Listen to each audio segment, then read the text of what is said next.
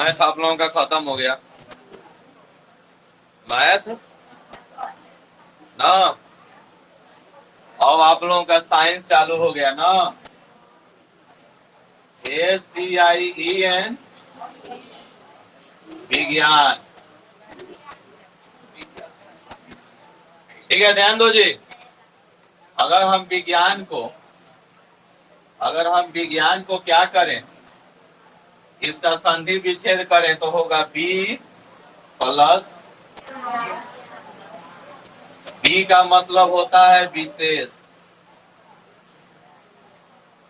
ठीक है, ज्ञान का मतलब हो गया ज्ञान या जानकारी ना। ज्ञान का मतलब जानकारी चाहे ज्ञान।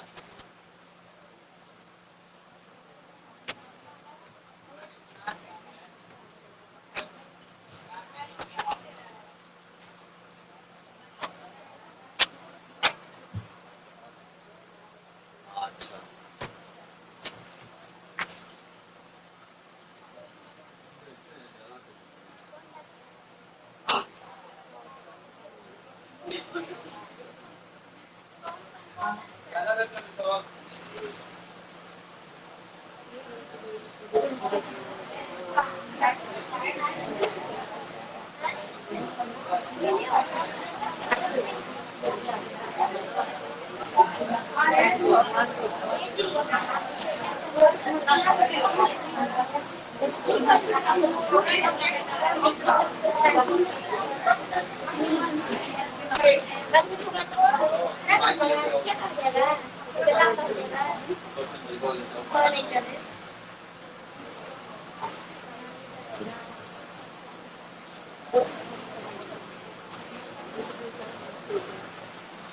आठ मिनट, 7 में तो 3 बजे आना, 7 में हो 3 बजे। 8 का बजे, 8 वाला तो मैच खत्म हो गया है, ध्यान देना, मैच खत्म हो गया, साइंस का। ठीक ना।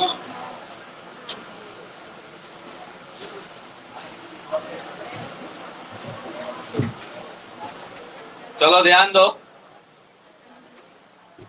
तो बी का मतलब विशेष हो गया, ज्ञान माने जानकारी हो गया। यानी विज्ञान वह शास्त्र है जिसके अध्ययन से, विज्ञान वह शास्त्र है, ठीक है, शास्त्र मतलब पुस्तक को कहा जाता है ना। विज्ञान वह पुस्तक है या वह शास्त्र है जिसके अध्ययन से हमें विशेष जानकारी मिलती है, बहुत ज्यादा जानकारी मिलती है। यानी विज्ञान में जो भी हम पढ़ेंगे छोटा मोटा जानकारी नहीं, विशेष जानकारी मिलेगा। क्या मिलेगा? विशेष जानकारी। तो सबसे पहले यही लिखेंगे कि विज्ञान किसे कहते हैं। विज्ञान किसे कहते हैं। चलो क्वेश्चन लिख लो, विज्ञान किसे कहते हैं।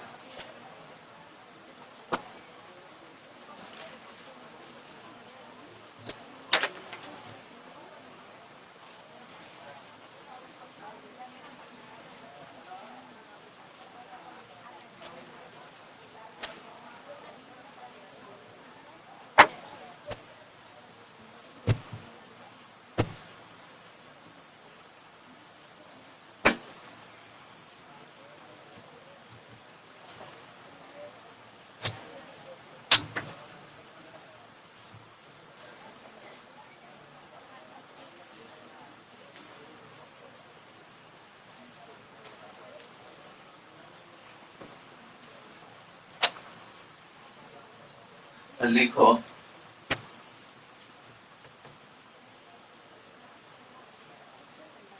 विज्ञान वह शास्त्र है,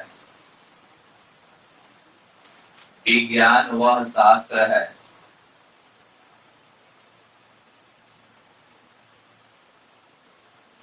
विज्ञान वह शास्त्र है जिसके अध्ययन से, जिसके अध्ययन से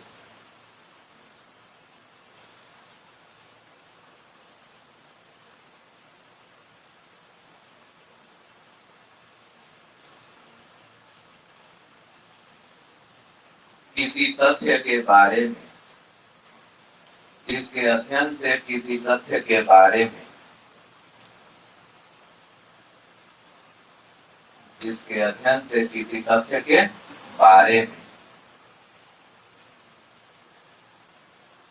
विशेष जानकारी, विशेष जानकारी प्राप्त होती है।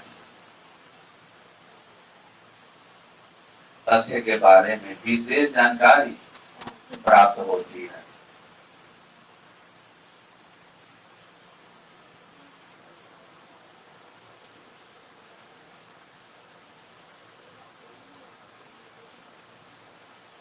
ये हो गया परिभाषा। ये आप लोगों के क्लास के लिए, ठीक है, 8 क्लास के लिए यह परिभाषा काफी है। लेकिन फिर भी अगर इससे कुछ और अच्छा परिभाषा देना चाहते हैं तो पैराग्राफ चेंज करके लिखिए। दूसरे शब्दों में, विज्ञान का ही हम परिभाषा दे रहे हैं, दूसरे शब्दों में, परिभाषा विज्ञान का ही दे रहे हैं लेकिन शब्द अब दूसरा हमारा होगा। दूसरे शब्दों में सावधानी पूर्वक, दूसरे शब्दों में सावधानी पूर्वक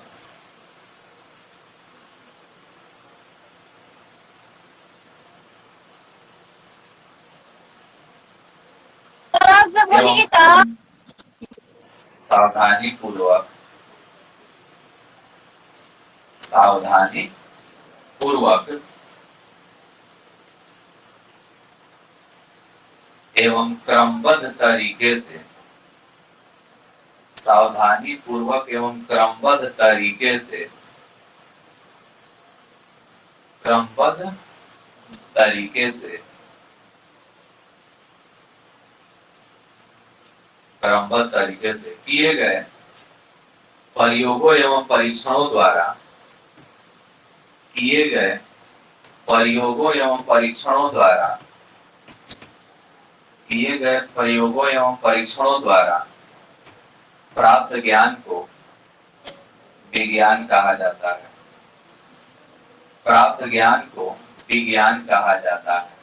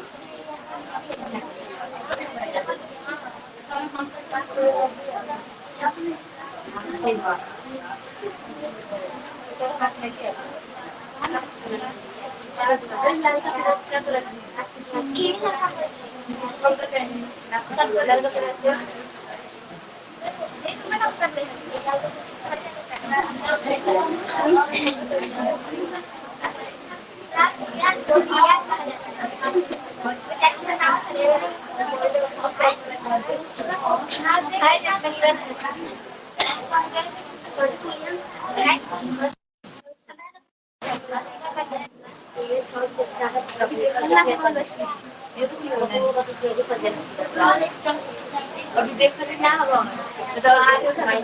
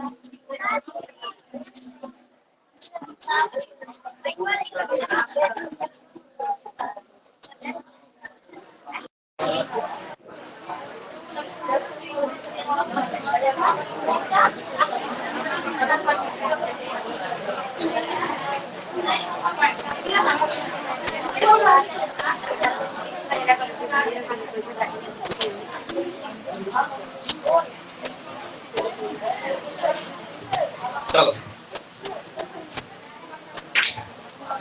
ये वाला उतार लो, ये वाला ब्लैक चाहे रेड पेन से नोट कर लो, ऐसे ही डायग्राम बना के।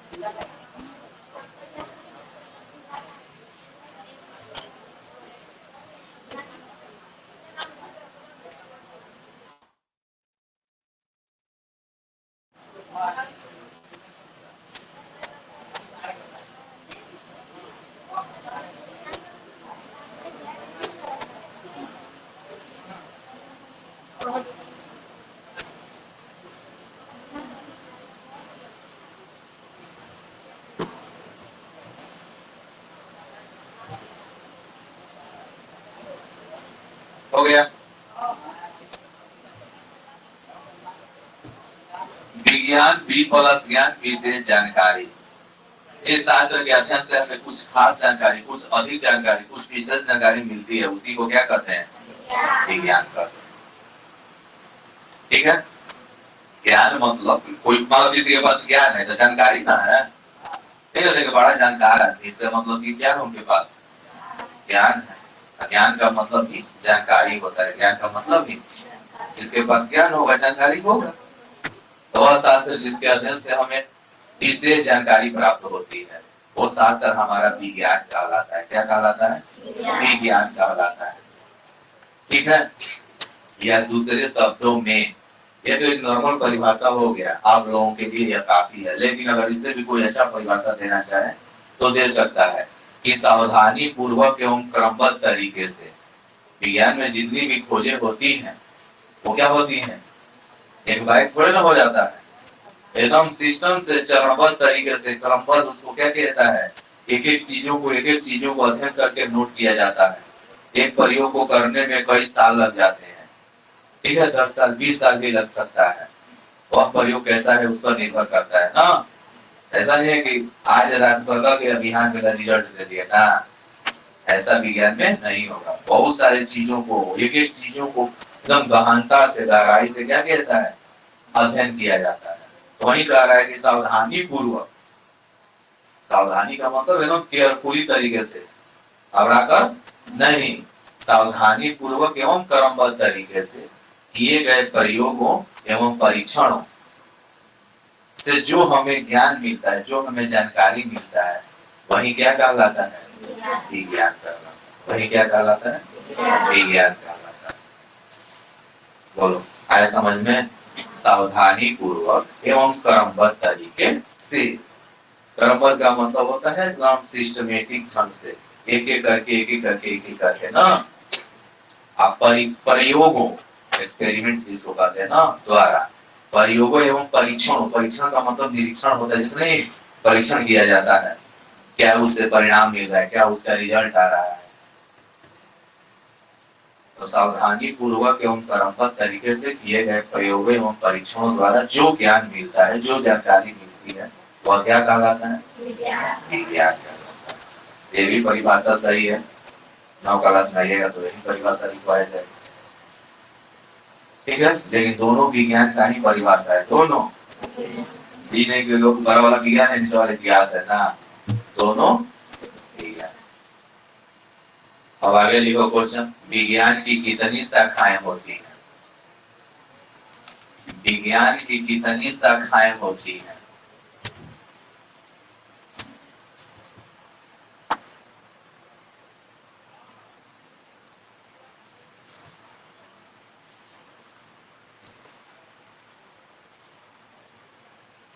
विज्ञान की कितनी शाखाएं होती हैं? आंसर लिख लो, विज्ञान की 2 शाखाएं होती हैं।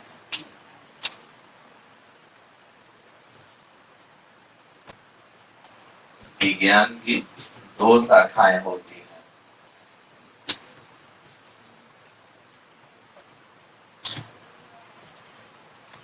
विज्ञान की दो शाखाएं होती हैं। पहला पॉइंट है, पहला पॉइंट देके लिखना, जो भी पेन होगा ब्लैक रेड, ठीक है। भौतिक विज्ञान, पहला है भौतिक विज्ञान, जिसको फिजिकल साइंस कहा जाता है। इसको इंग्लिश मीडियम पब्लिक स्कूल में फिजिकल साइंस कहा जाता है, ठीक है।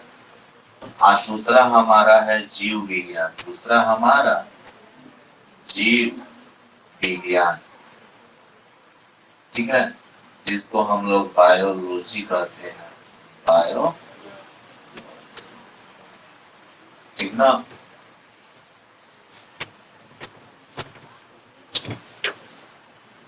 अभी इस तरह से आप लोग मत लिखिएगा, अभी केवल भौतिक विज्ञान भी के टेस्ट दीजिएगा,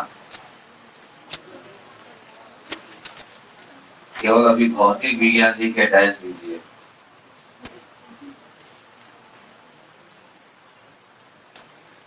भौतिक विज्ञान भी के टेस्ट दीजिए, ये लास्ट में उतारना है।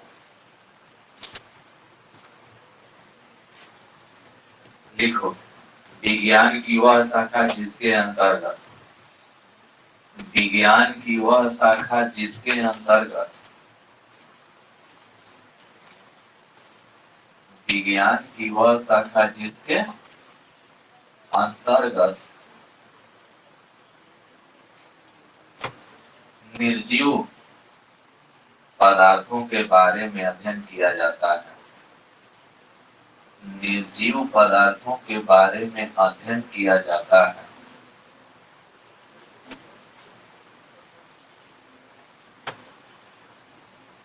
उसे भौतिक विज्ञान कहा जाता है।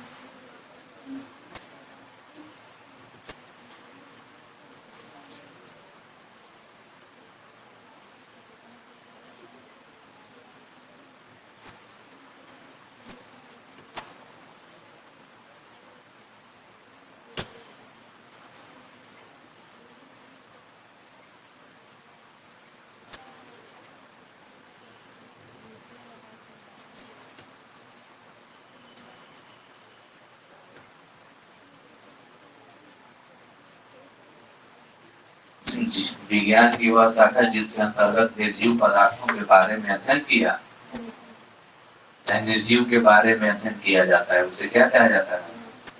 भौतिक, ठीक है।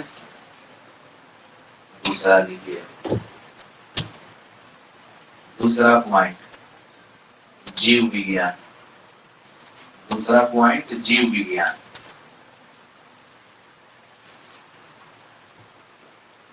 दूसरा पॉइंट जीव विज्ञान।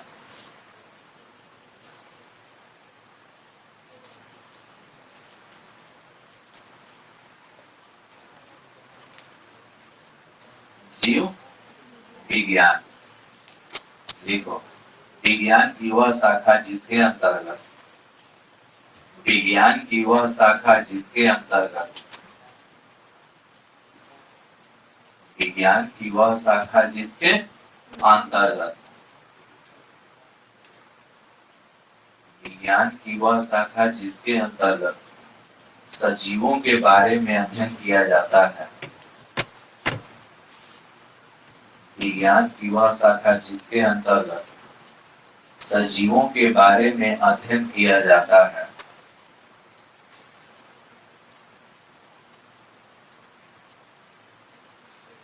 विज्ञान की वह शाखा जिसके अंतर्गत सजीवों के बारे में अध्ययन किया जाता है,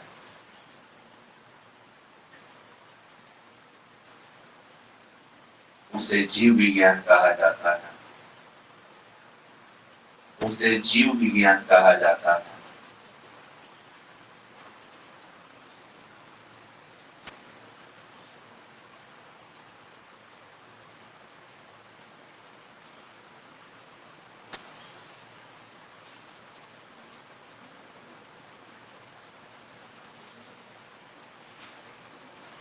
से जीव विज्ञान।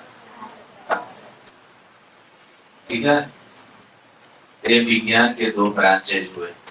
पहला ब्रांच हमारा भौतिक विज्ञान फिजिकल साइंस और दूसरा हमारा जीव विज्ञान बायोलॉजी ना। बायोलॉजी का मतलब जीव विज्ञान। तो जीव विज्ञान नाम से ही परिभाषा है, जीव माने सजीव, जीव का मतलब सजीव जिसमें जान। ठीक है, और सजीव किसको कहते हैं आप लोग जानते हो। हम लोग सजीव में आते हैं, सभी हरे पेड़ पौधे सजीव हैं, जितने भी क्या है पशु पक्षी मनुष्य जो है क्या है सब सजीव है। सजीवों का कुछ लक्षण है, सजीव का कुछ कि अगर सजीव होगा तो क्या करेगा, वृद्धि करेगा, विकास करेगा, प्रजनन करेगा, श्वसन की क्रिया करेगा। ठीक है, दौड़ेगा, गति करेगा। ठीक है, लेकिन अगर निर्जीव होगा तो क्या होगा, गति क्या होगा, गति करेगा लेकिन स्वयं अपने से नहीं, उसमें कोई ईंधन का प्रयोग किया जाएगा। तो मान लो हम लोगों में भी भाई ईंधन है, ऊर्जा है, तभी ना गति कर रहे हैं। तो मान लो गति को छोड़ दिया जाए, हम लोग क्या करते हैं, वृद्धि एवं विकास करते हैं। ठीक है, अब बताओ ये कलम है, ठीक है, जगह से लिए है, इससे कहाँ साइज बढ़ा है, वृद्धि विकास किया है, नहीं किया है। अब यहाँ से यहाँ अपने से नहीं आ सकता है। हाँ, लेकिन कुछ चीजें हैं जो गति करती है, तो मान लो गति में कंफ्यूजन होगा, लेकिन सजीव पे वृद्धि एवं विकास करेगा, प्रजनन करेगा। प्रजनन का मतलब अपने जैसा संतान उत्पन्न करेगा। ये कलम अपने जैसा संतान बनाएगा, ये कलम है दूसरा कलम बनाएगा, अपने जैसा नहीं बनाएगा।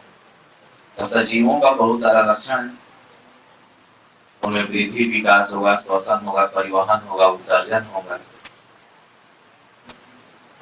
पाचन की क्रिया होगी, खाना खाएंगे, बनाएंगे। लेकिन ये जीव इसको खाना दिया जाता है, खाना बनाएगा, खाना खाता है नहीं। लेकिन हरे पेड़ पौधे भी सजीव हैं, और कोई कहेगा सर पौधा थोड़े चलता है, चलता नहीं है, लेकिन वृद्धि एवं विकास, यानी चलने को छोड़ दिया जाए तो सभी क्रियाएं करता है। खाना अपना बनाएगा, वृद्धि एवं विकास करेगा, उसमें भी श्वसन होगा, उसमें भी परिवहन होगा, उसमें भी उत्सर्जन होगा। इसका मतलब हमारे हरे पेड़ पौधे क्या है, सजीव है। हाँ, बस उसमें गति नहीं होता है, यहाँ से चल के ऐसा नहीं है कि आज जामुन का पेड़ यहाँ है, मन के नहीं चलो आज चलते हैं चौक हो जाएगा, नहीं जाएगा, जहाँ है वहीं रहेगा। लेकिन हम लोग का मन करेगा अभी चले चले कुचुका खाने, तो कुचुका खाने चले जाएंगे, छोला खाने चले जाएंगे, लेकिन पौधा बस उसमें गति नहीं होगा, बाकी सब चीज होगा।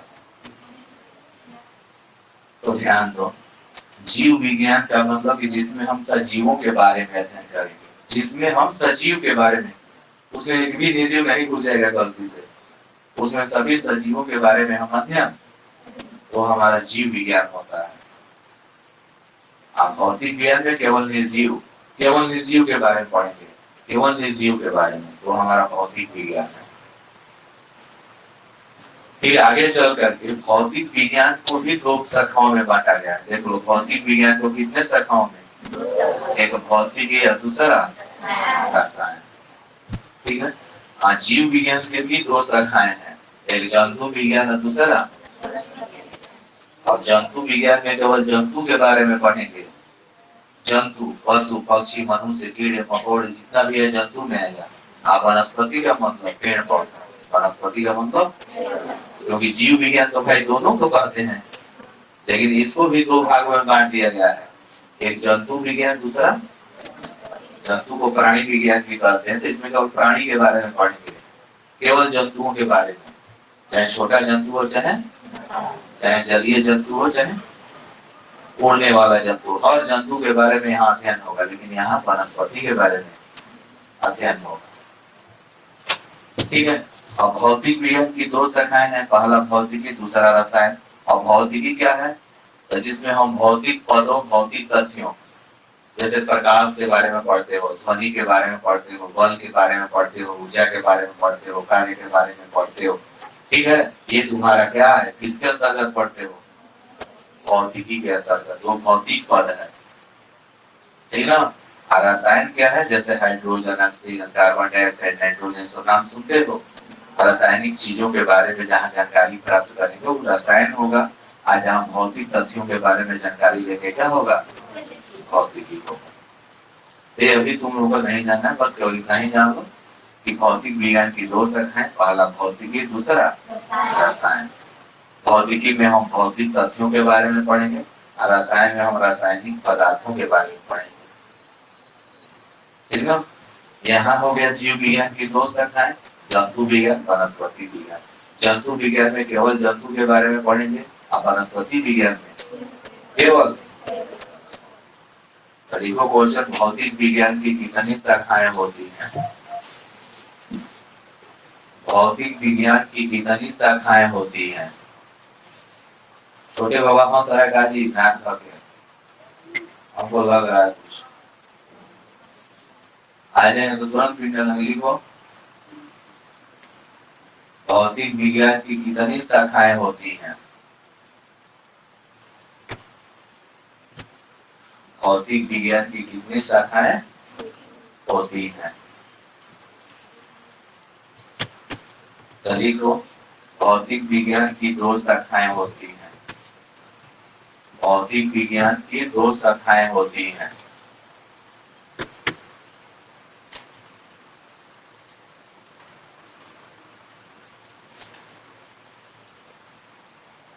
भौतिक विज्ञान की दो शाखाएं होती हैं।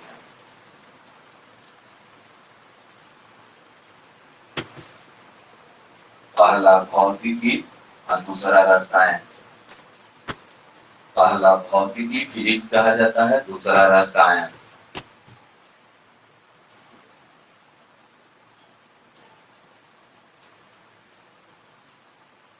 पहला भौतिकी, दूसरा रसायन। रसायन को केमिस्ट्री कहा जाता है, भौतिकी को फिजिक्स कहा जाता है। फिजिक्स मतलब भौतिकी, केमिस्ट्री मतलब रसायन।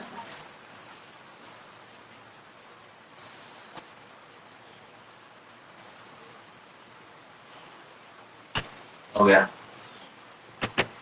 अगला क्वेश्चन, जीव विज्ञान की कितनी शाखाएं होती हैं, जीव विज्ञान की कितनी शाखाएं होती हैं, जीव विज्ञान की कितनी शाखाएं होती हैं।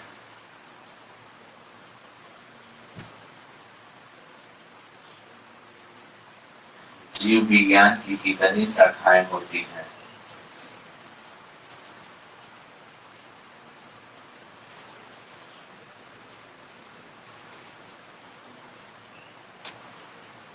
पहला,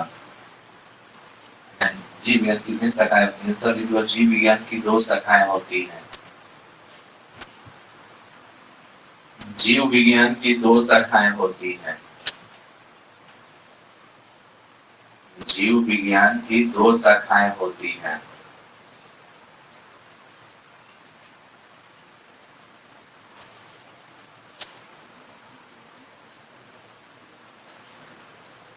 जीव विज्ञान की दो शाखाएं होती हैं।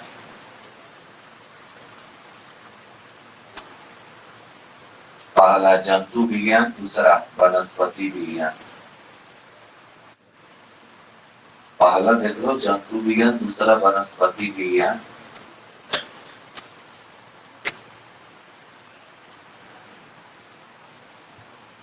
पहला जंतु विज्ञान, दूसरा वनस्पति विज्ञान। जंतु विज्ञान को जूलॉजी, वनस्पति विज्ञान को बॉटनी। ना जूलॉजी है, बॉटनी है।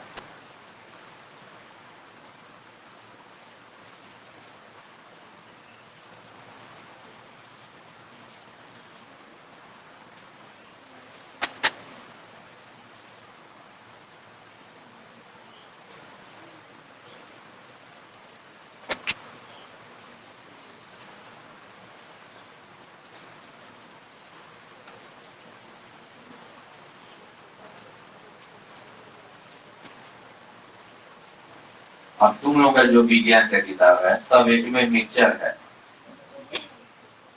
जब 10 में जाओगे तो फिजिक्स का अलग किताब होगा, केमिस्ट्री का अलग किताब होगा, बायोलॉजी का। यहाँ यहाँ दोनों अलग अलग होंगे, लेकिन यहाँ दोनों एक ही में होगा।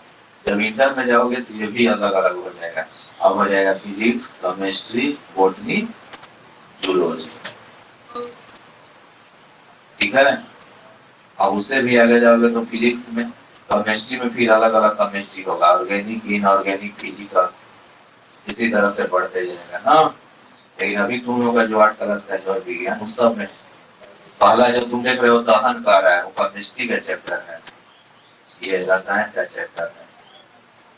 तो तुमको रसायन एक ही में, फिजिक्स एक ही में, कुछ रसायन का चैप्टर मिलेगा, कुछ फिजिक्स का मिलेगा, बल, दाब, कार्य, ऊर्जा के बारे में पढ़ना होगा, प्रकाश के बारे में पढ़ना होगा। कुछ चैप्टर मिलेगा तुमको जीव विज्ञान के बारे में, पेड़ पौधा जंतु के बारे में दिया होगा ना। सब एक ही में मिक्सचर है ना।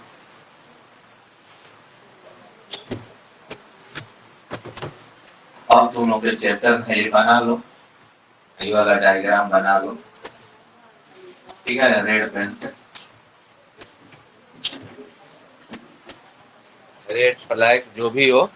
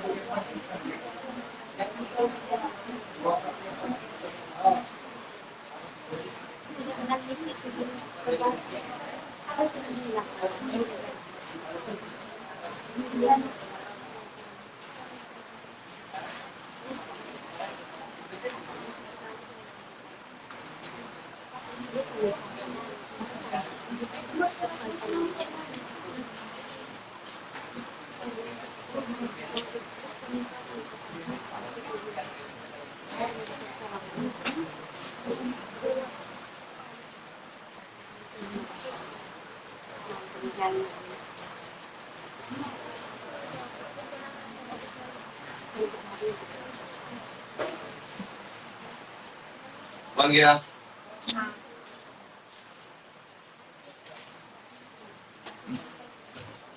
ये हो गया कुछ विज्ञान के बारे में बेसिक जानकारी। विज्ञान पढ़ रहे हो तो इतना जानकारी रखना, ठीक ना। विज्ञान क्या है, कितनी शाखाएं होती हैं। अब आगे जैसे जैसे हम बढ़ेंगे वैसे वैसे। तो पहला चैप्टर हम लोग का दहन है, ठीक है। ध्यान दो, दहन का मतलब होता है जलाना। अगर दहन का मतलब बता दे तो जलाना। बहुत सारी चीजों को हम जलाते हैं।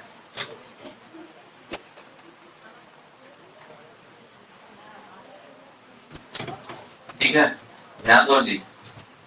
पहला चैप्टर आप लोगों की बुक का है दहन। क्या है?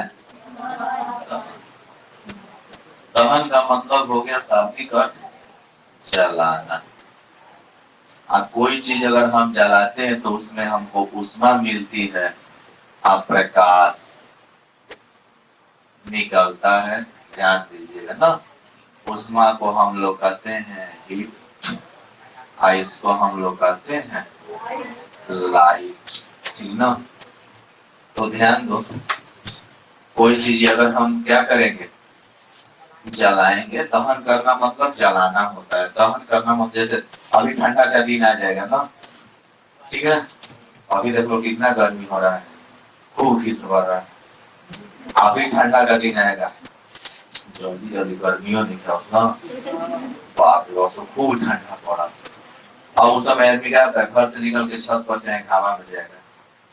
आया उल्टा है, घर घाम देके घर में घुस जाएगा, ठीक है। ठंडा में घाम देके घर से बाहर निकलेगा, अभी गर्मी में घाम देके घर के अंदर घुस जाएगा।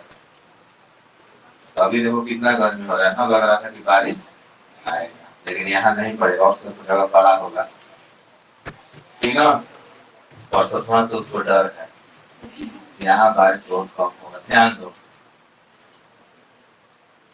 तो ही चीज है कि जब हम किसी चीज को जलाएंगे, अभी ठंडा का दिन आएगा, पुआला जलाएंगे, पुआले पकाएंगे।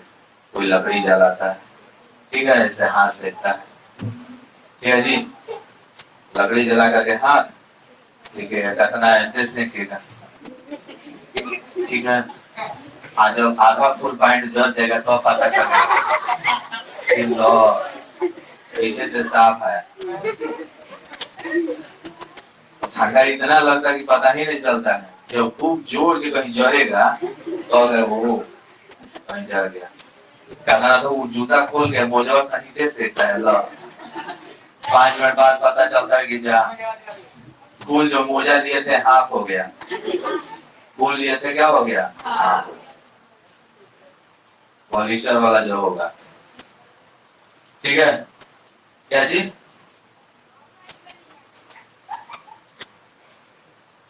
पापा है?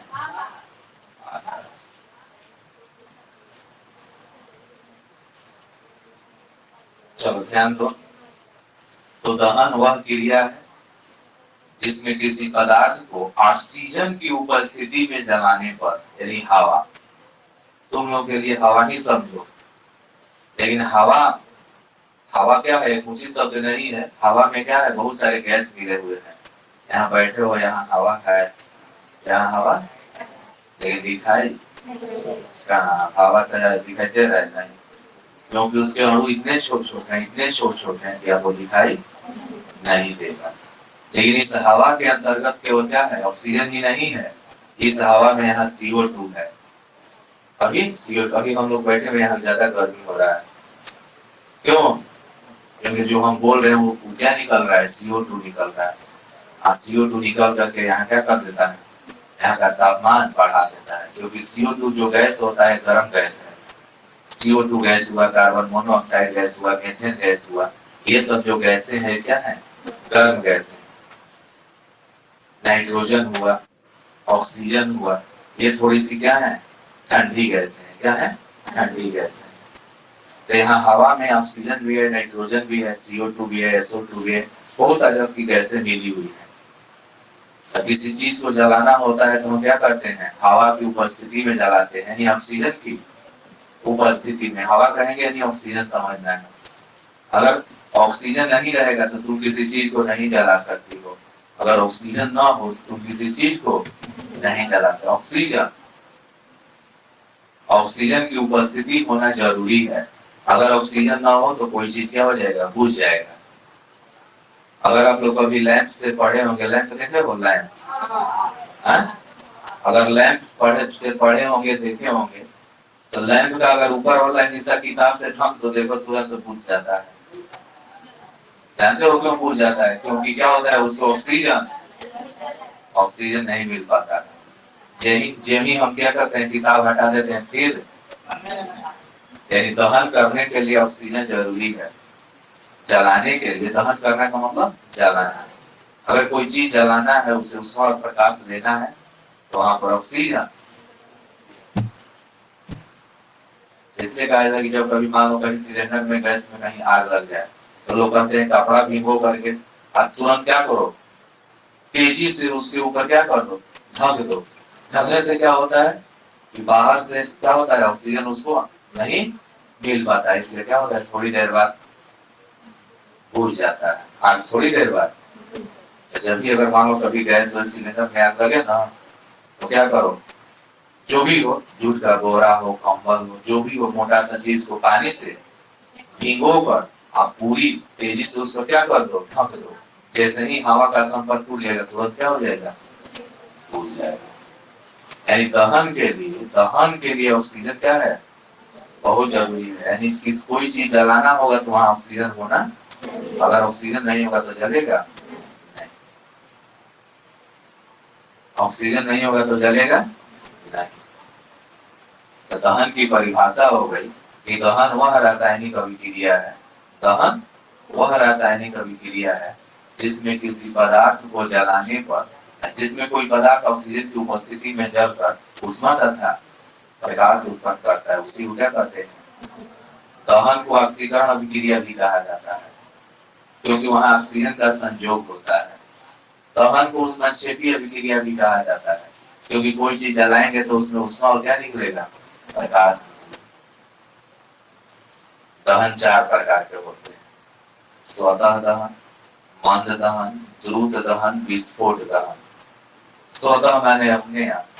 बहुत सारी कुछ ऐसी चीजें हैं जो अपने आप आग पकड़ लेती हैं, जैसे श्वेत फास्फोरस, पीला फास्फोरस को जब भी हम ऐसे ऐसे मुट्ठी में रखे हैं तो ठीक है, जब भी खोल देंगे अपने से आग पकड़ लेगा। साधारण ताप पर इतना क्रियाशील होता है कि साधारण ताप पर ऑक्सीजन से अभिक्रिया करके क्या होता है, तो वह दहन जिसमें कोई चीज, कोई पदार्थ अपने से जल जाता है, स्वतः जल जाएगा, उसको माचिस से दागने की जरूरत, तो वह स्वतः दहन।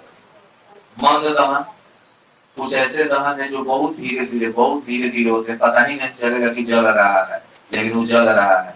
जैसे लोहे में जंग लगना मंद दहन का उदाहरण है। देखें आपके लोहा का दरवाजा क्या होता है, 2 साल 4 साल 5 साल के बाद क्या होता है, धीरे धीरे जंग लग करके क्या हो जाता है। तो जानते हैं क्या होता है, वह हवा और नमी से अभिक्रिया करके लोहा क्या होता है, जलता है, जलता है। और इतना नहीं जलता कि जाकर तुम वहां पर हाथ सेकोगे, ऐसा होता है ना, पता ही नहीं चलेगा, लेकिन धीरे धीरे जल जाएगा। कुछ दिन के बाद एकदम झड़ करके पतला हो जाएगा। ये मंद दहन है। श्वसन हमारा मंद दहन है, जंग लगना, मंद लोहे में जंग लगना मंद दहन है। एक होता है द्रुत दहन, द्रुत माने तेजी से। तो कुछ ऐसे पदार्थ होते हैं जो तेजी से जलकर ऊष्मा, और जैसे पेट्रोल, गैस, देखते हो कितना तेजी से आग पकड़ता है, ये द्रुत दहन हुआ। पेट्रोल का जलना द्रुत दहन, द्रुत दहन, केरोसिन का जलना द्रुत दहन, इसमें पकड़ता है। चौथा है विस्फोट दहन। पटाखा छोड़ते हो तो पटाखा 2 तरह का होता है, या तो एक दीवार पर पटको ताप दो, नहीं तो ताप दो, या तो ताप दो नहीं तो ताप दो। ताप का मतलब या तो तुम क्या करते हो, मोमबत्ती से चाहे अगरबत्ती से चाहे कोई चीज उस पर क्या करते हो, आग दिखाते हो, ताप देते हो, तब छूटता है। पटाखा छोड़े हो, पटाखा छोड़े हो ना जी, कैसे छोड़ता है, माचिस लेगा, मान लो ये माचिस हो गया, ठीक है, अब यहाँ पटाखा रख दिया है, माचिस भरेगा वैसे करेगा।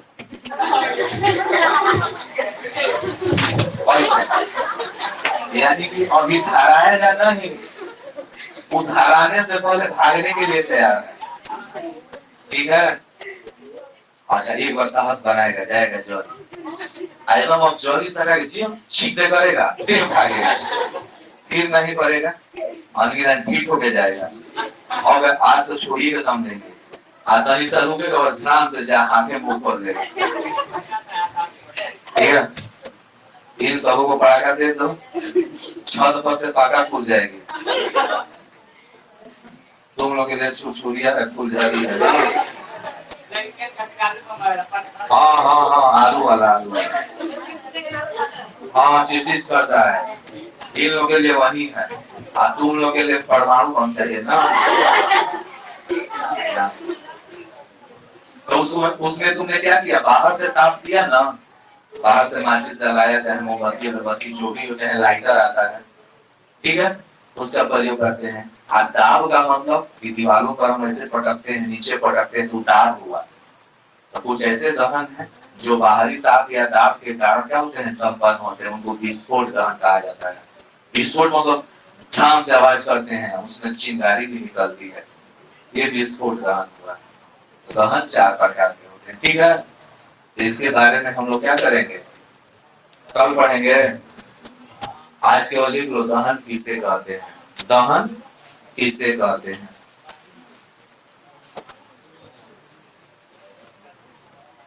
दहन किसे कहते हैं,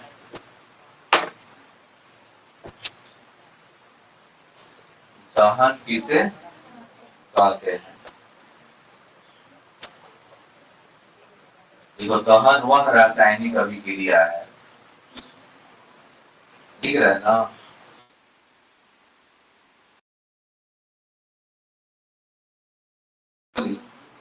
बोले नहीं है जी, दहन वह रासायनिक अभिक्रिया है, रासायनिक अभिक्रिया है या आशीकरण अभिक्रिया है या उष्माक्षेपी, कुछ भी कह सकते हो। दहन वह रासायनिक अभिक्रिया है जिसमें कोई पदार्थ,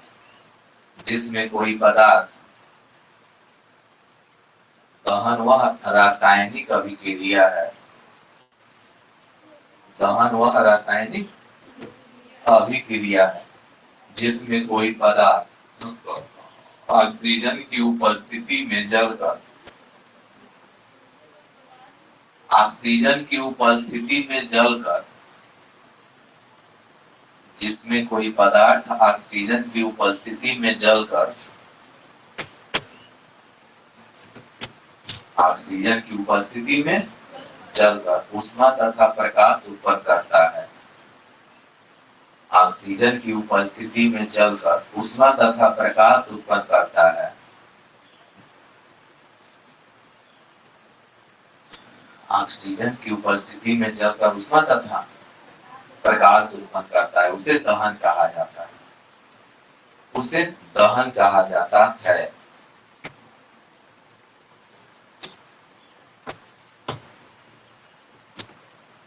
ठीक है, बस आज इतना ही, इसके आगे हम लोग कल पढ़ेंगे।